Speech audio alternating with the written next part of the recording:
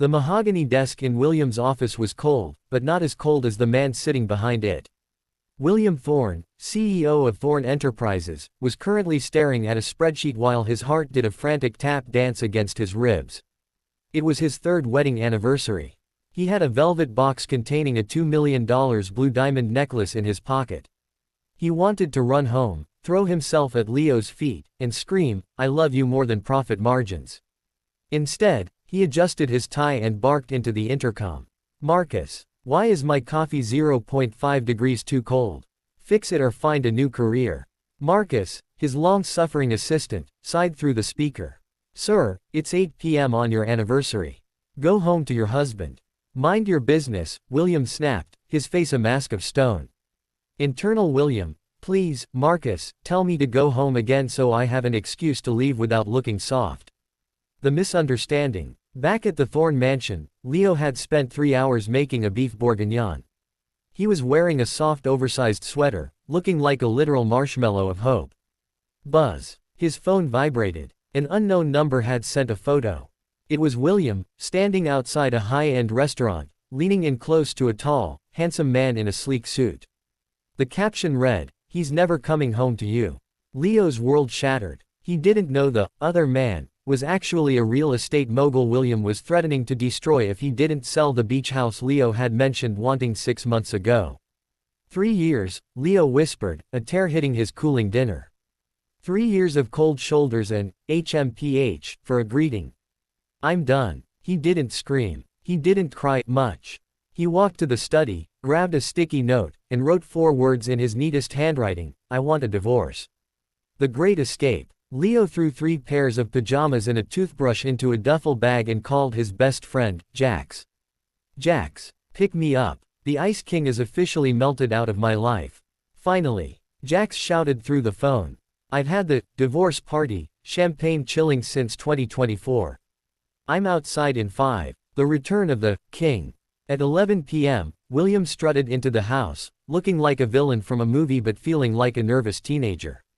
He found the lights off. "Leo," he called out, his voice dropping the CEO growl for a second. "I'm home. And I'm mildly displeased that you didn't wait up." Internal William, "Leo, please come hug me, I bought you shiny stuff." He walked into the kitchen. The table was set for 2.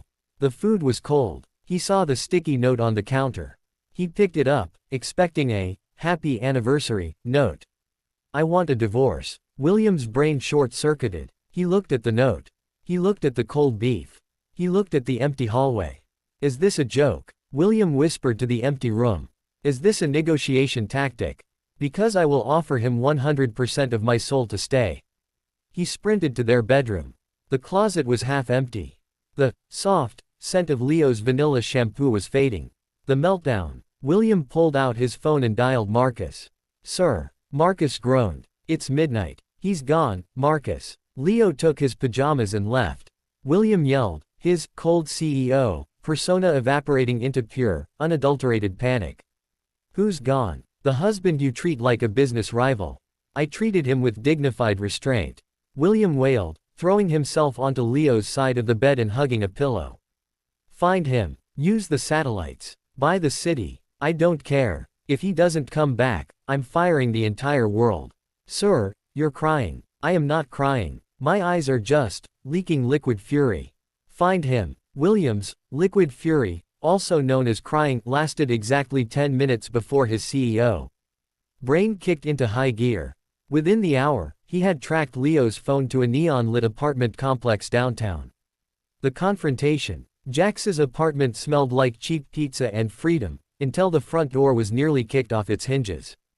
William stood there in his $5,000 charcoal suit, looking like an angry god of capitalism. "Leo, get in the car," William commanded. His voice was like ice, but his heart was screaming, "Please don't leave me, I bought the beach house." Leo stood up from Jax's sofa, his eyes red and puffy. "No, William. I left the note. I'm done being your contractual obligation. Go back to that man in the photo." William froze. "Photo? What photo?" He assumed Leo was hallucinating from heartbreak. "I don't know what nonsense you're talking about. You are my husband. You belong in our home. Now, move." He's not a suitcase, you overgrown skyscraper. Jax shouted, stepping in front of Leo. He's staying here. William didn't even look at Jax. He looked at Leo. Are you coming voluntarily, or do I have to make this difficult? I'm never going back to that cold house. Leo yelled, his voice trembling. The professional kidnapping. William didn't argue. He turned to the hallway. Marcus. Now. Two large security guards, who looked very embarrassed to be part of a domestic dispute, stepped into the room. Sir, really? One whispered. Do it, William snapped. Before Leo could scream, human rights violation, he was scooped up by a guard and carried out like a sack of precious flour. William, let me go. You cheating robot. Leo thrashed, but he was pinned. I am not a robot, William muttered, following them to the elevator. Robots don't have high blood pressure. The gilded cage. Instead of going back to their main mansion, the black SUV pulled up to a glass skyscraper, the Thorne Heights penthouse. It was a high-security bachelor pad William usually used for international deals. William carried Leo inside himself this time, ignoring the kicks to his shins. He set Leo down in a living room that looked like a museum, beautiful, but empty. Click. The sound of the electronic lock echoed. William pocketed the keycard. You can't keep me here. Leo gasped, backing away. This is kidnapping. I'll call the police. The Wi-Fi is disabled, and the landline is cut, William said, regaining his cold CEO mask. He leaned against the door, crossing his arms. You think you can just hand me a sticky note and end 3 years? Business doesn't work that way, Leo. Marriage doesn't work that way. Business. That's all this is to you. Leo's voice broke. I saw the picture, William. You were with him tonight. While I was at home with the dinner I cooked for our anniversary. William's eyebrow twitched. I was buying a house. That man is a broker. A very annoying, very tall broker. I don't believe you. Leo sobbed, turning his back. You're mean, you're rude, and you hate me. Just let me go to Jax. The internal struggle. William took a step forward, his hand reaching out to touch Leo's shaking shoulder. Internal William, tell him. Tell him you bought the house for him.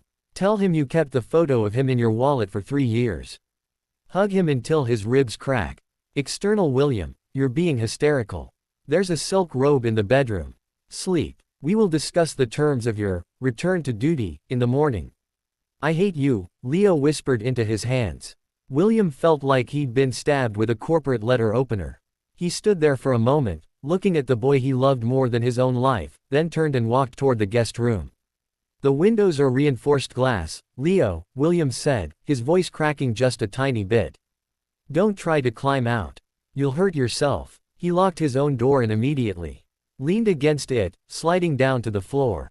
He pulled out the blue diamond necklace and stared at it in the dark. He hates me, William whispered to the diamond. But at least he's in the same building as me. The penthouse was silent, save for the hum of the central heating. William had spent the last hour staring at the door of the room Leo was in, debating whether to knock and apologize or to maintain his Stone King facade. Finally, William stood up. Internal William, he's sad. Sugar makes people happy. I will acquire the world's most expensive strawberry shortcake. That will fix his broken heart. He grabbed his coat and slipped out of the penthouse, his footsteps silent on the plush carpet. The misunderstanding deepens. Leo heard the heavy click of the front door locking from the outside. He rushed to the window, watching William's sleek black car pull away from the curb and disappear into the city lights. He's going back to him, Leo whispered, gripping the edge of the silk robe. He locks me in a cage and goes back to his lover. How can he be so cruel? His sadness flared into a spark of, brave boy, defiance. If he was trapped here, he might as well find a way out, or at least find some dirt on William. Leo began to wander the penthouse, opening drawers and cabinets. It was all so sterile, black marble, white leather, and zero personality. Until he reached the end of the long hallway. The mysterious door. There was a heavy oak door at the very end. Unlike the others, this one didn't have a modern electronic keypad, it had an old-fashioned brass lock. Leo tried the handle. Locked. What is he hiding? Leo wondered. Is this where he keeps the divorce papers? Or photos of that other man? He remembered William always kept a master key in the top drawer of his bedside table. Heart racing, Leo crept into William's bedroom. The room smelled like William, expensive cologne and cold rain. He fumbled through the drawer and found a small brass key tucked inside a velvet box. He ran back to the oak door, his hands shaking. Click. The secret sanctuary. Leo pushed the door open, expecting a cold office or a dark room. Instead, his breath caught in his throat. The room was warm. It wasn't decorated in black and white, it was filled with color. On the walls were dozens of framed photos. Leo stepped closer and gasped. They weren't photos of business deals or cityscapes. They were all of him. There was a photo of Leo laughing at a park from 2 years ago, a day William had spent the whole time looking at his phone, or so Leo thought. There was a dried flower from their first wedding anniversary tucked into a glass case. In the corner, there was a shelf filled with every single doodle Leo had ever left on a napkin or a scrap of paper, all neatly laminated. On the central desk lay a leather-bound journal. Leo knew he shouldn't, but he opened it. The handwriting was William's sharp, aggressive script. Greater than October 14th. Leo smiled at me today when I gave him the monthly budget report. He has no idea the report was just an excuse to sit in the same room as him for 20 minutes. His smile is brighter than the sun. I had to look away so he wouldn't see me shaking. I think he thinks I'm angry. I'm just terrified he'll realize I'm obsessed with him. Greater than. Leo's heart hammered against his ribs. He loves me. The return. Suddenly, the front door chattered open. William was back. Leo panicked. He didn't have time to lock the door. He stood in the middle of the Leo Museum, frozen, as he heard William's heavy footsteps approaching the hallway. William appeared in the doorway, a pink cake box in his hand and a scowl on his face. He saw the open door. He saw Leo holding the journal. William's face went from pale, to red, to a ghostly white. The cold CEO dropped the cake box. Splat. William choked out, his voice cracking completely. I can explain the surveillance. I mean, the collection. Internal William. Abort mission. Leap off the balcony. The reputation is ruined. William stood in the doorway of his secret, Leo's sanctuary, looking less like a powerful CEO and more like a man who had just been caught embezzling from his own heart. The strawberry cake lay upside down on the floor between them, a metaphor for his dignity. Leo, William barked, trying to summon his boardroom voice, but it came out as a pathetic squeak. You are trespassing in a restricted area of this residence. Leo looked at the laminated napkin in his hand, a doodle of a cat he'd drawn while bored at breakfast a year ago. He looked back at William, who was vibrating with pure, concentrated embarrassment. A restricted area? Leo asked, his voice steady even though he wanted to giggle. William, there is a photo over there of me sleeping with drool on my chin. Why is it framed in gold? The CEO's logic. William adjusted his tie so hard he nearly choked himself. That is evidence. I was documenting your lack of decorum as a Thorne spouse. It's a portfolio of your inefficiencies. Leo stepped closer, holding up the journal. And this, where you wrote that my smile is brighter than the sun, and that you want to melt into a puddle when I wear oversized sweaters. William's face reached a shade of crimson that shouldn't be biologically possible. That is a coded metaphor for solar energy. I was thinking about investing in green power. It has nothing to do with your, admittedly very soft, sweaters. Internal William. Die. Just die now. Jump into the strawberry cake and disappear. Leo's counterattack. Leo saw the panic in William's eyes and realized he held all the power. He crossed his arms, putting on his best, stern, face. Nice try, William. But it's too late. This shrine is creepy, and the kidnapping was the final straw. My divorce decision stands. I'm leaving tomorrow morning. William's mask finally shattered. He stumbled forward, stepping right into the smashed cake. No, you can't. The paperwork, the logistics, the heartbreak. Heartbreak. Leo teased, suppressed laughter bubbling in his chest. I thought you didn't have a heart. I thought you had a cold, calculating machine in your chest. I do. William wailed, waving his arms around the room. But the machine is malfunctioning. It's calibrated to your heartbeat, Leo. If you leave, the system crashes. Thorne Enterprises will go bankrupt because I'll be too busy crying in a bathtub to sign any mergers. The emotional meltdown. William grabbed a framed photo of Leo eating a taco and hugged it to his chest. I know I'm rude. I know I'm harsh, William shouted, his eyes actually tearing up now. I'm a CEO, Leo. We aren't supposed to have feelings. If people knew I spent my Friday nights laminating your grocery lists, they'd take over my company in a heartbeat. I have to be scary. But when I'm with you, I feel like a soft kitten. Leo bit his lip to keep from howling with laughter. A soft kitten, William. A very aggressive kitten, William corrected, sobbing slightly. Please don't go. I bought you a beach house. I threatened a man's entire lineage to get you that house. If you divorce me, I'll have to live there alone with just my solar energy, journals and my regret. Leo walked over to him, his heart melting. He reached out and wiped a stray tear, and a bit of strawberry frosting, from William's cheek. So, you don't have a secret lover? Leo asked softly. The only thing I'm cheating with is your Instagram profile. William sniveled, looking down at his ruined shoes. I look at it during board meetings when the stockholders are being boring. The tease. Leo leaned in close, whispering, I might stay. But only if you admit, right now, that you are a soft kitten who loves me more than money. William looked horrified. He looked at the door. He looked at the Leo Museum. William swallowed his pride. It tasted like cardboard. I am a soft-ish, feline-adjacent entity who values your presence more than my net worth. Say it properly, Leo nudged him. I love you. William burst out, dropping the taco photo and grabbing Leo's waist. I love you so much it's embarrassing. Please don't divorce me. I'll even let you draw on the boardroom table. Leo finally laughed, a bright, clear sound that filled the room. Okay, William, I won't leave. For now. William let out a breath of pure relief, his head falling onto Leo's shoulder. Internal William, mission success. He stayed. Now, how do I delete his memory of the last 10 minutes? The legend of the Ice King was about to meet its global warming. It happened on a Tuesday. Somehow, during the move from the penthouse back to the mansion, a digital scan of William's handwritten, solar energy, Leo journal had been leaked to the Thorne Enterprises internal server. From there, it hit the internet like a wildfire fueled by pure, concentrated cringe. The boardroom of doom. William stood at the head of the mahogany table, slamming a folder down.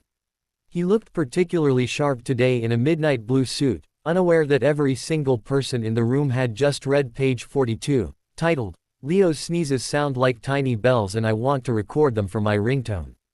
This merger is pathetic, William barked, glaring at his head of finance. Your numbers are soft. Your strategy is weak. Why are you shaking, Miller? Miller wasn't shaking from fear. He was vibrating because he was trying to suppress a physical howl of laughter. He was picturing William, the man currently threatening his career, writing poetry about his husband's marshmallow-like cheeks. I'm sorry, sir, Miller squeaked, covering his mouth with a trembling hand. Good. You should be terrified. William turned to his marketing lead. And you? Why are you looking at me like I'm a puppy? The marketing lead quickly looked down at her notes.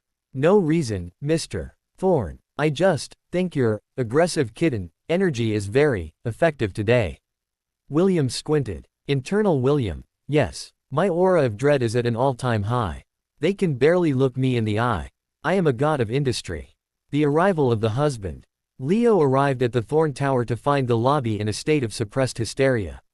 The receptionists were hiding behind their monitors, their shoulders shaking. Leo walked up to Marcus, William's secretary, who was currently staring at a screen with a look of profound pity. Marcus, what's going on? Leo asked. Marcus turned the screen around. The headline on a major tabloid read, Thorne in his side, cold CEO is actually a SAP for his husband. Read the leaked diary. Leo scrolled through. Greater than, entry number 112. Leo wore a yellow hat today. I had to cancel 3 meetings because my heart was beating too fast. I am a man of stone, but the hat is my weakness. Greater than. Leo's face went through 3 stages of emotion. Shock. Oh no. Pity. Poor William, his reputation is dead. Pure mischief. Oh, this is going to be fun. He's in the middle of a high-stakes board meeting, Marcus whispered. He thinks they're crying because he's being mean. They're actually crying because he wrote that he wants to be the braid in your hair. Leo sighed, clutching his bag. I have to go in there. He's going to have a heart attack when he finds out. The reveal. Leo pushed open the double doors of the boardroom. The silence that fell was deafening. Every executive looked at Leo, then at William, then back at Leo. Leo. William's voice dropped the growl instantly, becoming soft and worried. What are you doing here? Is everything okay? Are you hurt? Do you need a smoothie? I'll buy the shop. The head of finance let out a loud, PFF'd, and quickly turned it into a cough. Leo walked straight up to William. He saw the Ice King standing there, trying to look tough while his entire heart was currently being read by millions of people online. William, Leo said, trying to keep a straight face. I think you should check your phone. And maybe, look at the trending topics on Twitter. I don't have time for social media, Leo. I am busy being a menace to my employees, William said, puffing out his chest. Leo leaned in and whispered, the Tiny Bell Sneezes entry is currently being turned into a remix on TikTok, William. William's blood went cold. He slowly pulled his phone from his pocket. He scrolled. His eyes widened. He turned the color of a sheet of paper. He looked at the board members. They all immediately looked at the ceiling, the floor, their pens, anywhere but at him. You. William's voice was a ghostly whisper. You all read about the yellow hat. The room was silent. Then, Marcus's voice came through the intercom. Sir, aggressive kitten is currently the #1 trending hashtag in the country. William looked at Leo. Leo saw the soul leave William's body. I am going to fire the entire planet, William whispered. No, you aren't, Leo said, finally letting out a giggle and grabbing William's hand. You're going to come home with me, and we're going to hide under the covers until 2029. William leaned his forehead against Leo's shoulder, completely defeated. Leo, is my reputation ruined? Leo kissed the top of his head. Well, everyone knows you're a softie now. But on the bright side, your stock price just went up because people think you're relatable. William groaned. Relatable is just another word for, not scary enough. Miller, why are you still here? Get out. And, buy me that yellow hat. The one from the diary. The Thorne mansion was no longer a fortress of cold professionalism, it had become the headquarters of a full-scale psychological collapse. William was currently sitting on the floor of their walk-in closet, wearing a trench coat and sunglasses, surrounded by maps of the Swiss Alps and a stack of fake passports he'd apparently ordered via a discreet courier 3 hours ago. I'll become a goat farmer, Leo, William muttered, his eyes wide and manic. Goats don't have internet access. Goats won't look at me and whisper, there goes the man who thinks his husband's pajamas smell like heaven. I'll change my name to Hans. You can be Greta. Leo stood in the doorway, leaning against the frame with a bowl of popcorn. William, you hate the outdoors. You once sued a park because a bee looked at you, disrespectfully. That was before the world knew I was a soft feline adjacent entity. William cried, throwing a map of South America into the air. My life is over. I saw a delivery driver today, and he smiled at me, Leo. A genuine, pitying smile. I should have fired him, but then I remembered my diary entry about kindness being a virtue, and I just gave him a $500 tip and ran inside to cry. The puppy transformation. After Leo managed to coax Hans out of the closet with the promise of high-quality pasta, the Ice King did a complete 180. If the world already knew he was a sap, he decided there was no point in holding back at home. For the rest of the evening, William followed Leo from room to room like a $10 billion golden retriever. Leo went to the kitchen. William was there, chin resting on Leo's shoulder. Leo went to the bathroom. William sat outside the door, humming to let Leo know he was protecting him. Leo sat on the sofa. William didn't sit next to him, he sat on the floor, resting his head on Leo's lap, looking up with big, soulful eyes. William, I'm trying to read, Leo laughed, running his fingers through William's perfectly coiffed hair, which was now a mess because William kept nudging Leo's hand for more pets. The book is boring. I am interesting, William pouted. Read me instead. I am a tragic figure. A fallen titan of industry who only wants a forehead kiss. Leo leaned down and kissed his forehead. You're a drama queen. I am a king, William corrected, leaning into the touch. And you are the only one allowed to see the crown slip. Also, can we cuddle? My diary says I need 7.5 minutes of physical contact to maintain my sanity, and I'm currently at a deficit. The romantic night. They ended up in their massive bed, the lights dimmed. For the first time in 3 years, there was no CEO wall between them. William was wrapped around Leo like a high-end cashmere vine. Leo. William whispered into the dark. Yeah, are you actually happy? Even though I'm a mess. Even though I kidnapped you and then accidentally told the world I'm obsessed with you. Leo turned around in his arms, looking at the man who was once too scared to even say, "Good morning," without a scowl.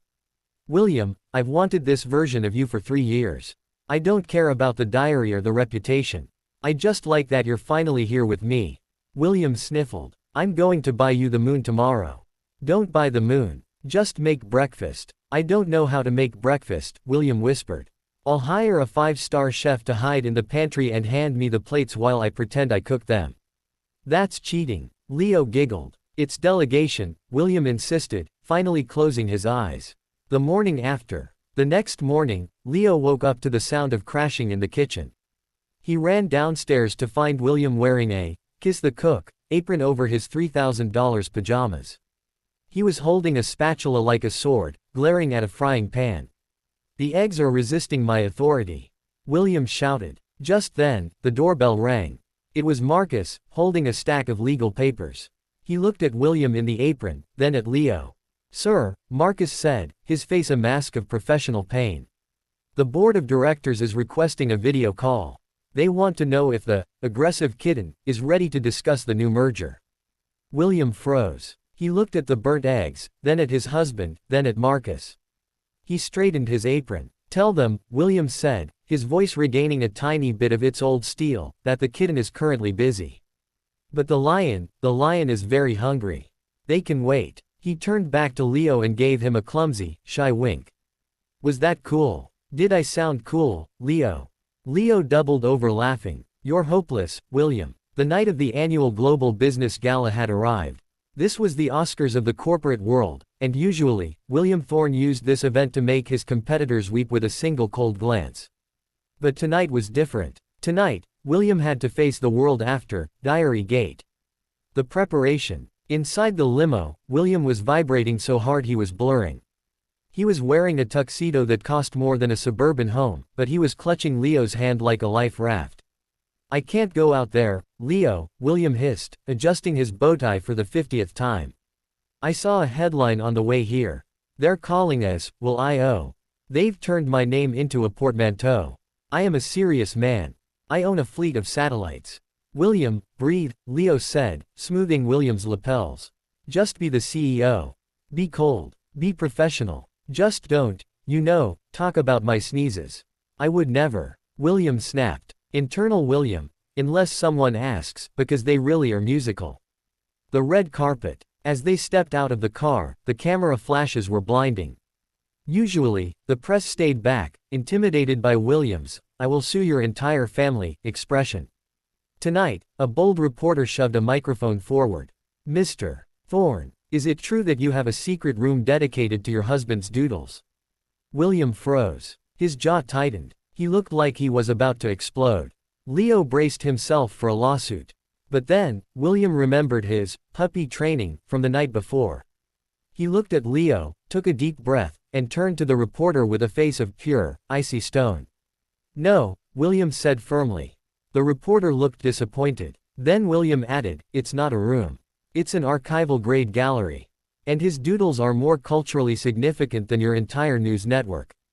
Good evening. Leo's jaw dropped. The reporters gasped. William didn't wait. He swept into the ballroom, dragging a stunned Leo with him. The gala showdown. Inside, the elite of the business world were whispering.